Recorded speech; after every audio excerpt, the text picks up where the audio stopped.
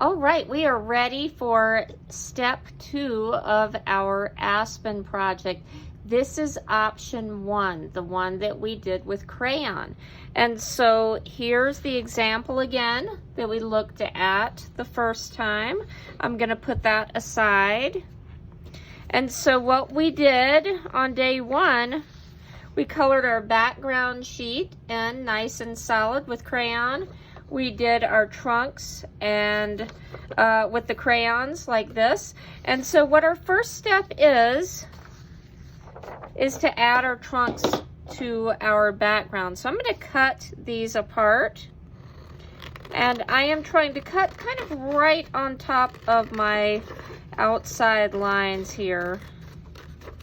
See, we'll put this aside. That actually might come in handy in a minute. And let's see, I'm just trying to cut right down the middle of where this line is separating the two trunks. That way they will both be able to share a little dark edge. So I may only cut out 3 of these. I have 4 on here. It's kind of nice if you did more than 3, or however many you want to cut them out, and then you can kind of practice some different arrangements to see what works. But just so the video won't be but so long, I'm going to leave this one aside. And so then what I'm going to do is I'm going to glue these down to my background. And so I can play around with some different arrangements, see how I want this to look. I'm just going to stick them down here. And I'm using liquid glue. You could use liquid glue or a glue stick, whatever you have handy. Just remember, if you're using liquid glue, don't get carried away. No glue monsters. So I'm going to put this down here. And let's go ahead and add the other 2.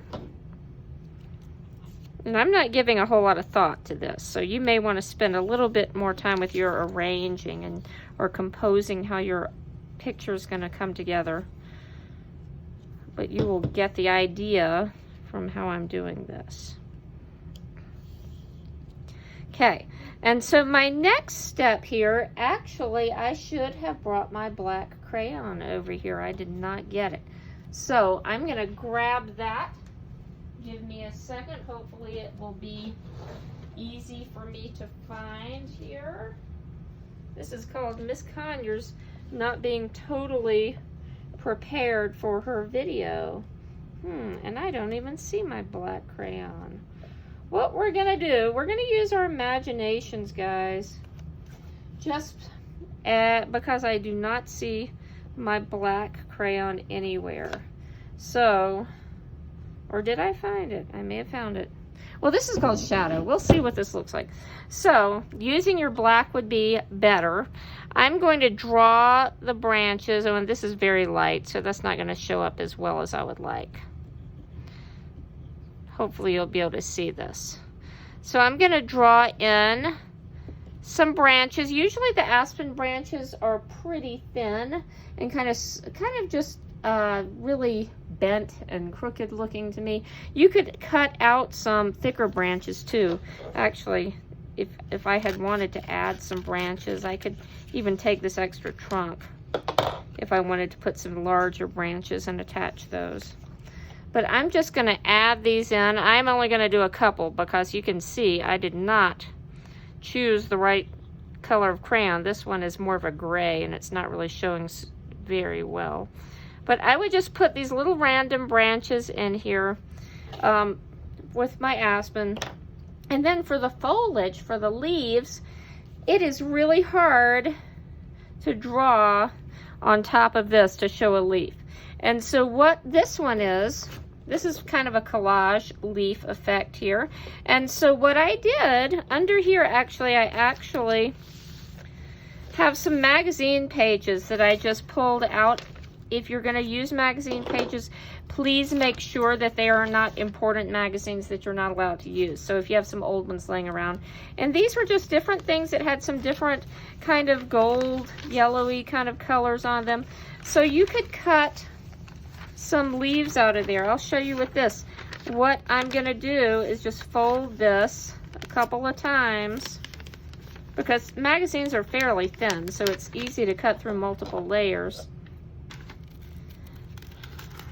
And I'm just going to cut some little roundish shapes. Aspen leaves are kind of round, and we're not going to worry about making them too perfectly shaped. And so now I have all these little leaf shapes.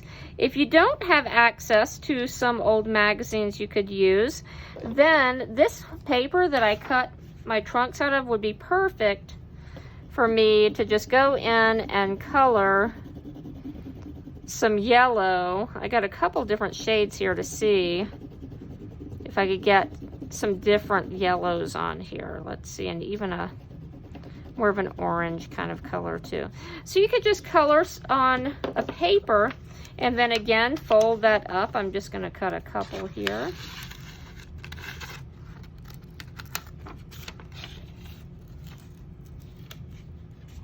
And little tiny ones will be great, but they are kind of hard to hang on to, so these are a little oversized, which is okay. And so to add your leaves, again, glue stick or liquid glue, I'm just putting a couple dots. You don't even have to line them up with exactly where your branches are. You can randomly just place them around on your artwork. And so you can create your final touches with the leaves. If you put leaves on here, and you can use as many or as few as you like. If you love the way your trees look without the foliage, you only may want to put a few. If you feel like you want to fill your paper a little bit more, you can put a lot. That is up to you. You can see this is this one. Oops, and that's a, oh, that is a leaf I glued down. I didn't realize there's a dark leaf on mine. And so this is the finished version of the Crayon Aspen artwork. If you want, you can personalize a little bit more. If you want to put a little bird in the tree or something, that might be easier. Instead of, again, coloring on top of the crayon, you may want to cut one out and you could stick it on. So get creative with it.